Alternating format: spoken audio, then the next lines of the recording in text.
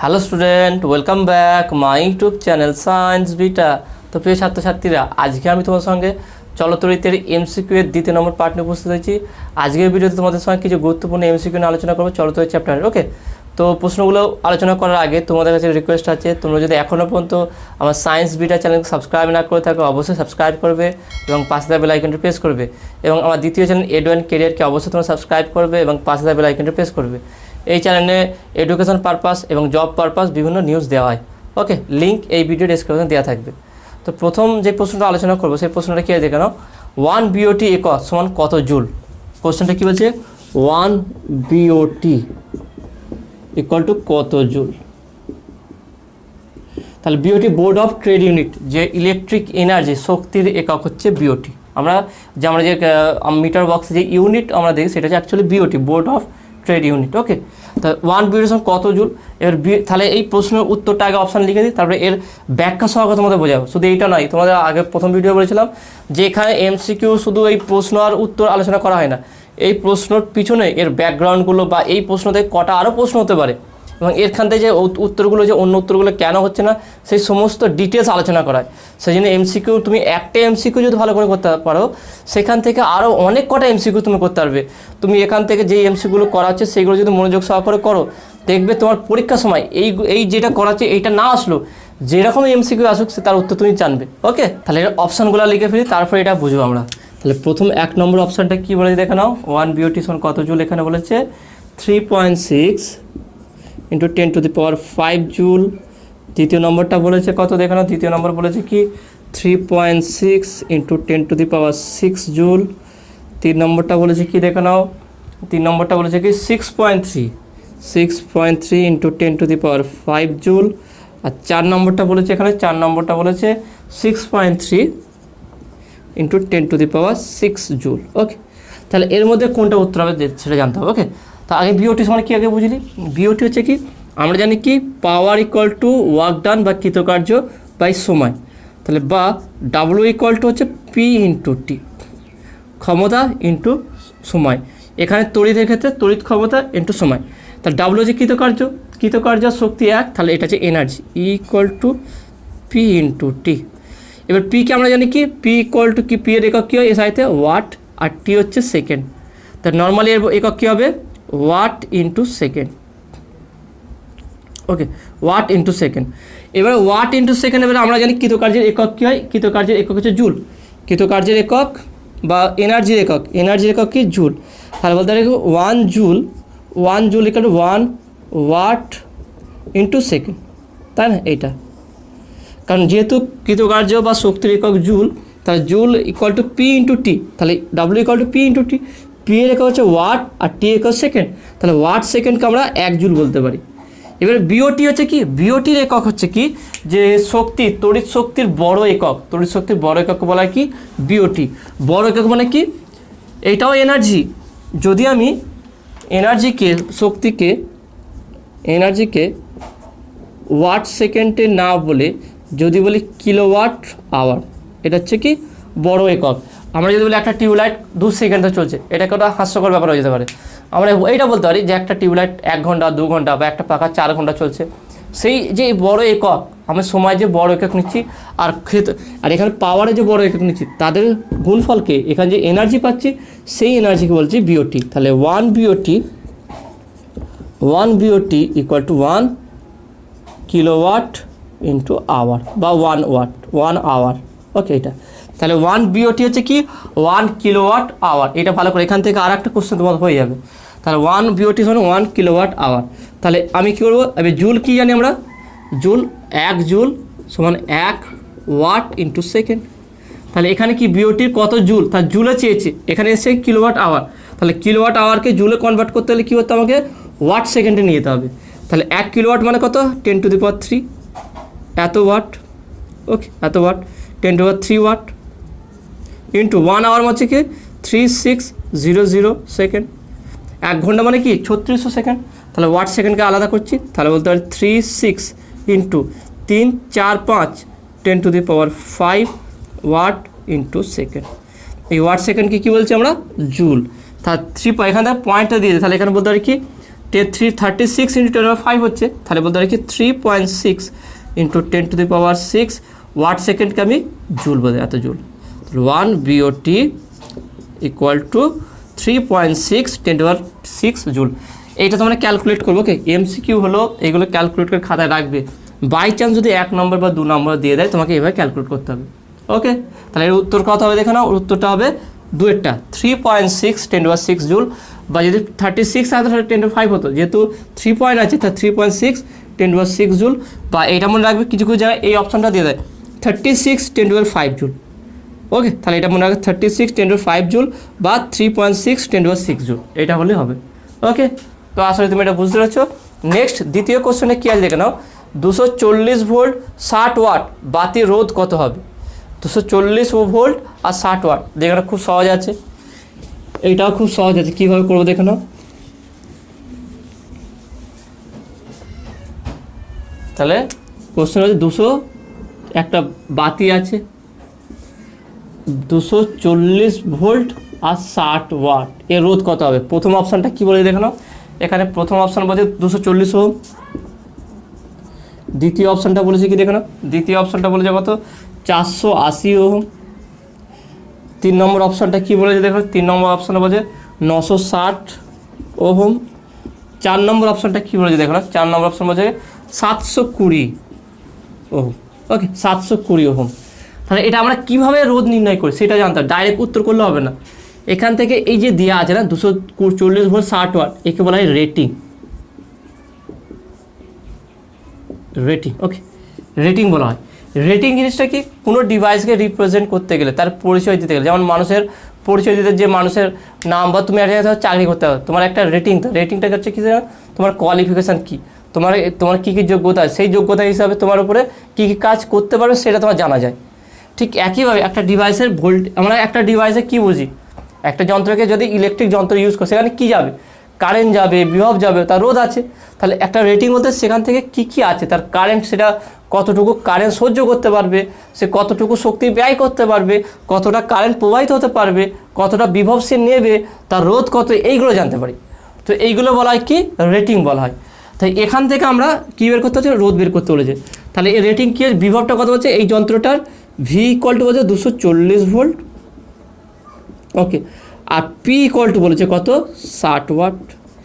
কী বের করতে হচ্ছে? রোধ কত। আর দেখে নাও পিভিআর, এর ব্যাপারে সময় আমি যে থিওরিতে এই ডিটেলস আলোচনা করেছিলাম যে কী হয়, পাওয়ারের টোটাল 3টে ফর্মুলা হয়, ক্ষমতার টোটাল 3টে ফর্মুলা হয়। তো 3টে ফর্মুলার মধ্যে কী কী ফর্মুলা তোমার দেখিয়ে দিচ্ছি। একটা ফর্মুলা আছে কি, P equal to I R square, I square R. Okay, P equal to I square. আর একটা আছে কি, P equal to V square by R, এই একটা সমীকরণ আছে। 3 নম্বর সমীকরণ, এটা 1 নম্বর 2 নম্বর 3 নম্বর। আর একটা পি ইকুয়াল টু ভিআই। ক্ষমতার টোটাল 3টে সমীকরণ আছে। এখান থেকে পি আই আর আছে, এখানে পি ভি আর, এখানে পি ভি আই। তাহলে এখানে বের করতে ভি বলে দিচ্ছে, পি বলে দিচ্ছে, আর বের করতে হবে। তাহলে এই 3টে সমীকরণের মধ্যে কোনটাকে ব্যবহার করো আমরা দেখে নাও। তাহলে এটা ব্যবহার করে এইটা 2 নম্বর সমীকরণটা, পি ভি আর, পি আর ভির মান বলে দিয়েছে, আর এর মান বের করতে হবে। তাহলে এখানে বসিয়ে দেখবো, যদি তুমি মুখস্থ করে উত্তর বসা, পরে অঙ্কগুলো আর করতে পারবে না। এরকম টাইপের আসলে বাই চান্স যদি মান পরিবর্তন করে দেয় আর পারবে না। যদি ফর্মুলা জানো, পদ্ধতি জানো, যেরকম টাইপের দিক তুমি করতে পারবে। তাহলে P equal to V square by R, তাহলে R equal to V square by P. তাহলে ভি কত আছে? 240, তাহলে 240 ইন্টু 240 ডিভাইডেড বাই পিটা কত আছে? 60। তাহলে 0 0 কাটলো, 6 4 6 24, 4 6 24। তাহলে বা আর ইকুয়াল টু 4 0 0, 4 4 16, 6, হাত থেকে 1, 4 2 8 9। তাহলে কত হচ্ছে? আর ইকুয়াল টু 960 ওহম। তাহলে উত্তরটা কত আছে? 960 ওহম। তাহলে অপশান 3। ওকে, 3 নম্বর অপশানটা হবে 960 ওহম। ওকে, তো আসলে তুমি এটা বুঝতে পেরেছো। নেক্সট 3 নম্বর প্রশ্নটা কি আছে দেখে নাও। কিলোওয়াট ঘন্টা দ্বারা যে ভৌত রাশির একক প্রকাশিত হয় সেটা তড়িৎ শক্তি, তড়িৎ ক্ষমতা, তড়িৎ একক, তড়িৎ প্রবাহ মাত্রা, তড়িৎ আধান, কোনটা দেখে নাও। কিলোওয়াট ঘন্টা একটু আগেই বললাম, কিলোওয়াট ঘন্টা কার একক বললাম, আমি লিখলাম কি 1 BOT। ওকে, 1 BOT সমান কত? 1 কিলোওয়াট আওয়ার। তাহলে কিলোওয়াট আওয়ার কার একক? BOT। BOT কি? এনার্জি, শক্তি, তড়িৎ শক্তি। ওকে, তাহলে তড়িৎ শক্তির একক হচ্ছে বিওটি, বিওটির একক হচ্ছে কিলোওয়াট আওয়ার, তার মানে তড়িৎ শক্তির একক হচ্ছে কিলোওয়াট আওয়ার। ওকে, তাহলে এখানে উত্তর হবে কি কিলোওয়াট আওয়ার কার একক? তড়িৎ শক্তির একক। তড়িৎ ক্ষমতাও হবে না, তড়িৎ প্রবাহ মাত্রা হবে না, তড়িৎ আদান হবে না। তড়িৎ ক্ষমতা হচ্ছে ওয়াট বা কিলোওয়াট, তড়িৎ প্রবাহ মাত্রা হচ্ছে কি অ্যাম্পিয়ার, আর তড়িৎ আদান হচ্ছে কুলম। ওকে, এইগুলো হবে না। তো নেক্সট 4 নম্বর প্রশ্নটা কি আছে দেখে নাও। আর্থিং তারের বর্ণ কি? যে আর্থিং তার আমরা ব্যবহার করি তার বর্ণ কি হবে? তাহলে এখানে কি কি অপশন দিয়ে দেখে নাও। সবুজ, সবুজ বা হলুদ। দ্বিতীয় নম্বর অপশনটা কি বলেছে দেখে নাও। কালো বা হালকা নীল, কালো বা হালকা নীল। 3 নম্বর অপশনটা কি বলেছে দেখো। 3 নম্বরটা বলেছে কি হালকা নীল, তারপর বলছে কি বাদামি। ওকে, এটা হচ্ছে বাদামি। 4 নম্বরটা কি বলছে দেখো না, বাদামি, তারপর হচ্ছে বেগুনি।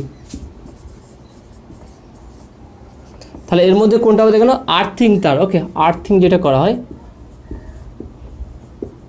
আর্থিং, আর্থিং তারের কালার হচ্ছে কি সবুজ বা হলুদ। ওকে, সবুজ বা হলুদ।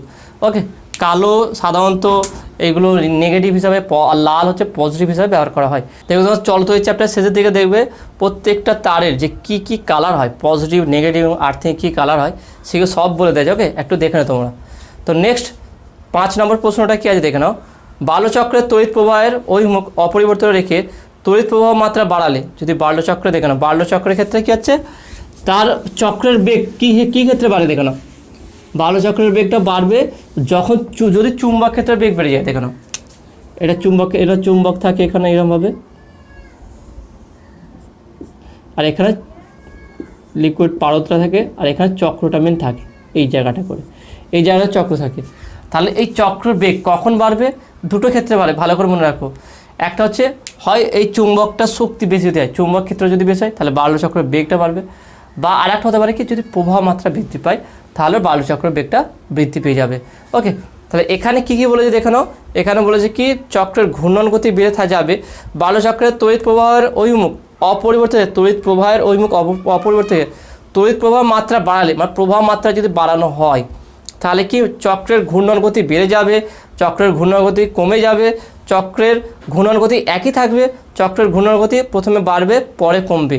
তাহলে উত্তর কী হবে দেখো, যেহেতু প্রবাহ মাত্রা বাড়াচ্ছি, আমি কি করছি অভিমুখকে প্রবাহ মাত্রা অভিমুখ পাল্টাচ্ছি না, শুধু প্রবাহ মাত্রা বাড়াচ্ছি, তাহলে প্রবাহ মাত্রা বাড়লে চক্রের বেগও বাড়বে। দুটো কারণ লিখে রাখো তোমরা খাতায়। একটা হচ্ছে কি প্রবাহ মাত্রা অপরিবর্তিত রেখে চুম্বক ক্ষেত্রে যদি বৃদ্ধি করা হয় তাহলে হচ্ছে বাল্যচক্রের বেগ বাড়বে। আর একটা মনে রাখবে কি যদি চুম্বক ক্ষেত্রকে একই রেখে প্রবাহ মাত্রা বাড়ানো হয় তাহলে ঘূর্ণন গতি বেড়ে যাবে। ওকে, তাহলে এটা অপশান হবে প্রথম অপশানটাই, চক্রের ঘূর্ণন গতি বৃদ্ধি পাবে। ওকে, তো নেক্সট 6 নম্বর প্রশ্নটা কী আছে দেখে নাও। উষ্ণতা হ্রাস পেলে পরিবাহিতাঙ্ক বৃদ্ধি পায়, হ্রাস পায়, একই থাকে, পরিবর্তন হয় না। তাহলে কী দেওয়ার উত্তরটা কী হবে দেখে নাও।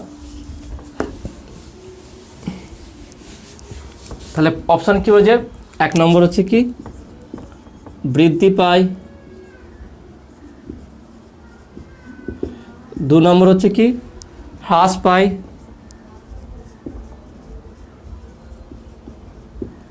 3 নম্বর হচ্ছে কি একই থাকে। ওকে, একই থাকে,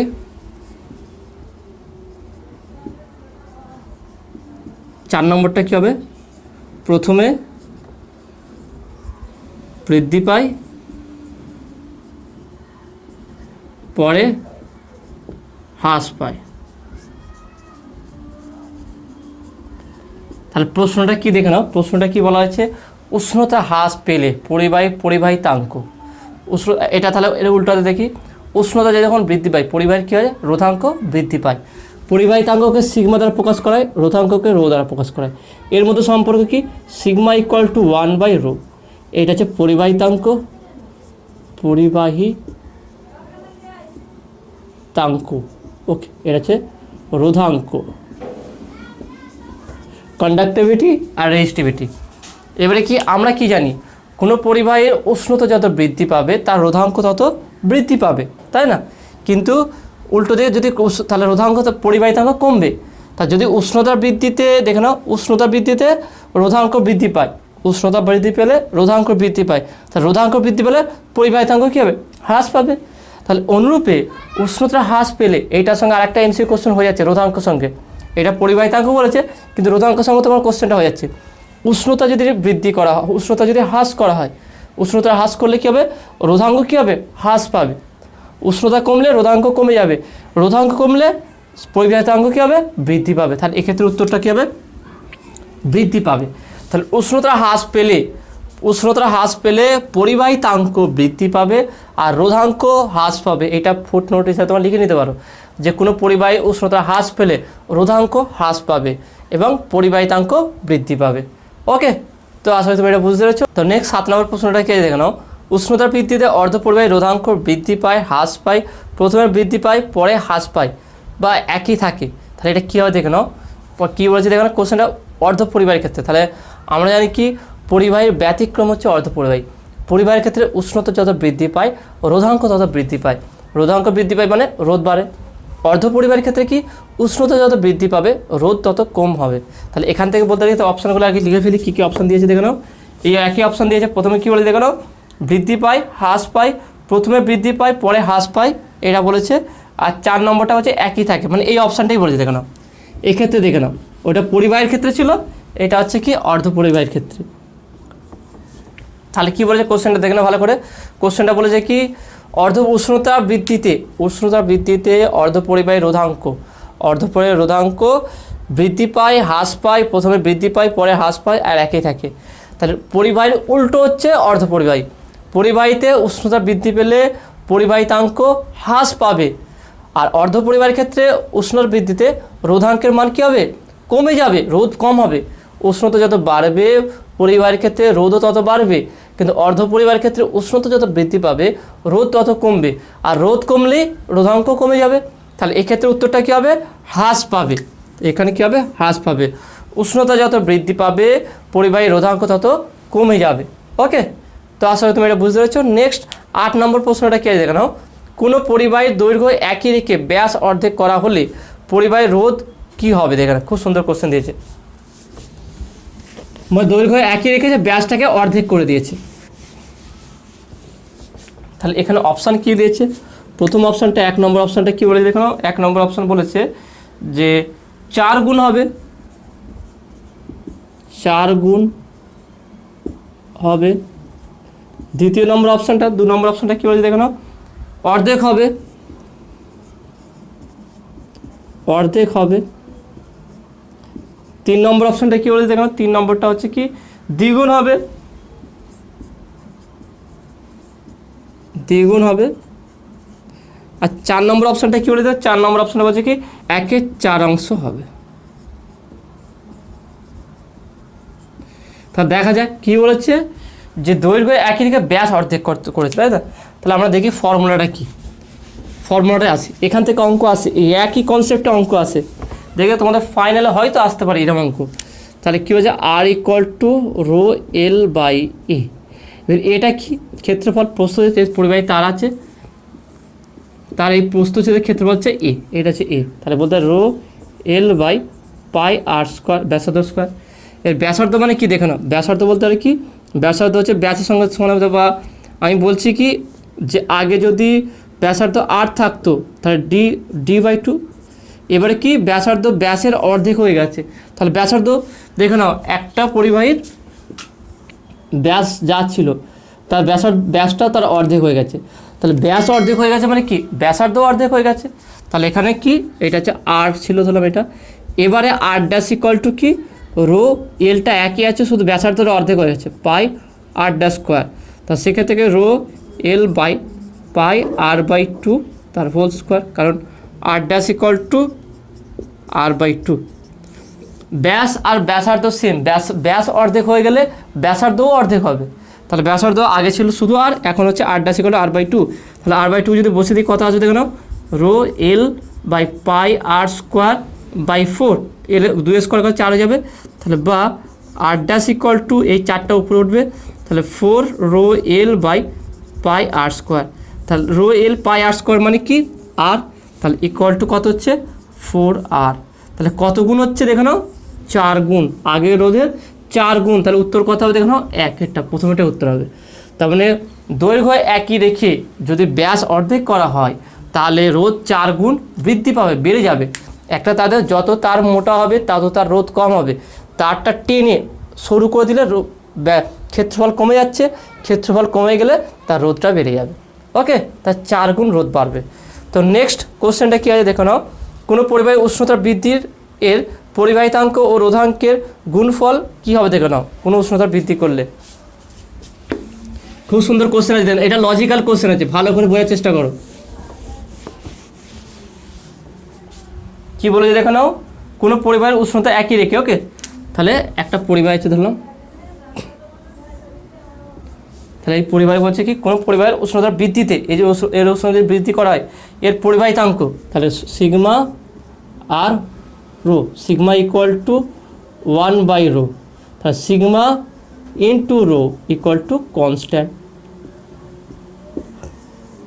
1 বা constant, sigma rho equal to constant. তাহলে এখানে বলেছে কি এখানে প্রথমটা কি বলেছে বৃদ্ধি পায়, বৃদ্ধি পাবে, ওকে বা বৃদ্ধি পায়, একই ব্যাপার হ্রাস পায়, হ্রাস পাবে। 3 নম্বর হচ্ছে কি প্রথমে বৃদ্ধি পাবে, প্রথমে বৃদ্ধি তারপর হ্রাস, তারপর হ্রাস। 4 নম্বরটা কি বলেছে অপরিবর্তিত থাকবে, অপরিবর্তিত থাকবে। তাহলে এখানে দেখে নাও একটা পরিবাহী আছে, এর উষ্ণতা বৃদ্ধি করছে, ওকে উষ্ণতা বৃদ্ধি করলে কি হয় একটু আগে বলেছিলাম, উষ্ণতা বৃদ্ধি করলে পরিবাহিতাঙ্কটা হচ্ছে কি কমবে আর রোধাঙ্কটা কি হচ্ছে বাড়বে, তাই না? তাহলে এদের গুণফল কী হবে দেখো, তাহলে আমার ফর্মুলা হচ্ছে রো সিগমা ইকুয়াল টু 1/ρ। তাহলে রোটা যেই হারে বৃদ্ধি পাবে, পরিবাহিতাঙ্কটা যেই হারে বৃদ্ধি পাবে, রোধাঙ্কটা যেই হারে বৃদ্ধি পাবে, পরিবাহিতাঙ্কটা ঠিক সেই হারে কমবে। তার দুটো গুণফল করলে কী হবে অপরিবর্তিত হয়ে যাবে। মানে যদি একটা হয় যতটুকু দিচ্ছি যতটুকু বেরিয়ে যাচ্ছে ততটুকু আমি জল দিতে পারি, একটা ট্যাঙ্কিন ধরে নাও, সেই ট্যাঙ্কিন থেকে যতটুকু জল বের করে নেওয়া হচ্ছে ঠিক ততটুকু জল আবার দেওয়া হচ্ছে, তারপরে ওই ট্যাঙ্কিনের জলের কি কোনো পরিবর্তন ঘটবে? তাহলে কোনো পরিবর্তন ঘটবে না, একই থাকবে। তাহলে এখানে কি বোঝে উষ্ণতার বৃদ্ধিতে পরিবাহিতাঙ্ক এবং রোধাঙ্কের গুণফল বলেছে। তাহলে যদি পরিবাহীর উষ্ণতা বৃদ্ধি করা হয় রোধাঙ্ক বৃদ্ধি পাবে, পরিবাহিতাঙ্ক কমবে। যেই হারে রোধাঙ্ক বাড়বে, যেই হারে রোধাঙ্কটা বাড়বে ঠিক সেই হারে পরিবাহিতাঙ্ক কমবে। তার দুটো গুণ করলে কি হবে সেম থাকবে, একই থাকবে। তাহলে এটা কি হবে 4 নম্বর অপশনটার কি অপরিবর্তিত থাকে, কোনো পরিবর্তন হবে না। যদি ইন্ডিভিজুয়াল বলি, আলাদা করে বলি যে উষ্ণতা বৃদ্ধিতে আমরা কি বুঝতে পারলাম রোধাঙ্ক বৃদ্ধি পাবে আর পরিবাহিতাঙ্ক হ্রাস পাবে, উষ্ণতা হ্রাসাতে রোধাঙ্ক হ্রাস পাবে, পরিবাহিতাঙ্ক বৃদ্ধি পাবে। ওকে, তাহলে এখানে দেখে নাও কটা কোশ্চেন হয়ে গেল একই প্রশ্ন দিয়ে। তো নেক্সট 10 নম্বর প্রশ্নটা কি দেখে নাও, রোধের সমান্তরাল সমবায় যেই রাশিটি ধ্রুবক হয় তা হলো, রোধের সমান্তরাল সমবায় দেখে নাও।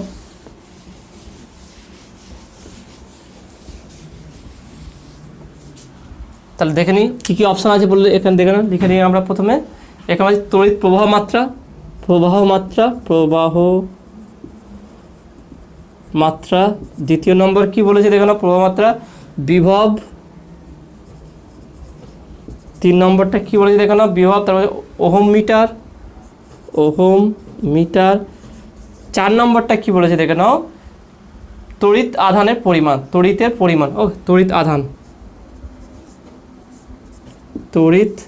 আধানের পরিমাণ। এটা ওহম মিটার আছে, রোধাঙ্ক, এটা মনে রাখবে, এটা রোধাঙ্ক। ঠিক আছে, ধরলাম আমি 3-4টে রোধ দিলাম, এইগুলো পরস্পর কী আছে সমান্তরাল সমবায় আছে। তার সমান্তরাল সমবায় থাকলে কী হচ্ছে যদি কারেন্ট এখানে আই হয় তাহলে কারেন্টটা 3টে ভাগে বিভক্ত হয়ে যাবে। এটা কথা নাম I1, এটা I2, এটা হচ্ছে I3। এবার যেহেতু 3টে এন্ড, এখানে যদি একটা ব্যাটারি দিয়ে দিই V, তাহলে এই তিনটে এন্ডের কী হবে, একটাই ব্যাটারির পজিটিভ দিক আর এটা নেগেটিভ দিকের সাথে যুক্ত আছে, তাহলে তিনটের বিভব কী হবে, সেম হবে। এটা তোমাদের ওহমস লয়ের যে রোধের শ্রেণী সমবায় এবং সমান্তরাল সমবায়ের ক্ষেত্রে বলেছিলাম, যখনই কোনো রোধকে শ্রেণী সমবায় যুক্ত করা হয় তাহলে তার প্রবাহ মাত্রা একই থাকবে। এইটা ভালো করে লিখে রাখবে, যখনই কোনো রোধকে পরস্পর শ্রেণী সমবায় যুক্ত করা হয় প্রবাহ, প্রত্যেকটা রোধের প্রবাহ মাত্রা একই থাকবে, তড়িৎ বিভব পরিবর্তন হবে, মানে আলাদা আলাদা হবে, ভিন্ন হবে। যদি কোনো পরিবাহী রোধকে পরস্পর সমান্তরাল সমবায় যুক্ত করা হয়, ওই রোধের প্রত্যেকটা রোধের বিভব প্রভেদ একই হবে আর প্রবাহ মাত্রা প্রত্যেকটার আলাদা হবে। তাহলে এখানে কোশ্চেনে কী বলেছে, রোধের সমান্তরাল সমবায়ে যে রাশিটি ধ্রুবক হয় তার সমান্তরাল সমবায় থাকলে কী হয়, প্রবাহ মাত্রা পরিবর্তনশীল হয়। আর যেহেতু তিনটে রাস্তা পেয়েছে, তিন দিক থেকে ইলেকট্রন প্রবাহিত হবে। আর কি বিভব প্রভেদে একটাই ব্যাটারির সঙ্গে তিনটে যুক্ত আছে, তার প্রত্যেকটার বিভব সেম হবে। তাহলে এর মধ্যে অপশানটি কী হবে, দ্বিতীয় নম্বর অপশান হবে যে বিভব প্রভেদ কী হবে, একই থাকবে, কোনো পরিবর্তন হবে না। ওকে, তো আসলে তুমি এটা বুঝতে পেরেছো। তাহলে আজকের ভিডিও এতটুকুই। আজকে প্রশ্নগুলো আলোচনা করলাম, কেমন ছিল সেগুলো তোমরা অবশ্যই কমেন্টে জানাবে। যদি কোনো ডাউট থাকে সেটা তোমরা কমেন্টে বলবে। নতুন থাকলে চ্যানেল সাবস্ক্রাইব করবে এবং পাশে থাকা বেল আইকনে প্রেস করবে। তো দেখাবে নেক্সট ভিডিওয়। Have a nice day.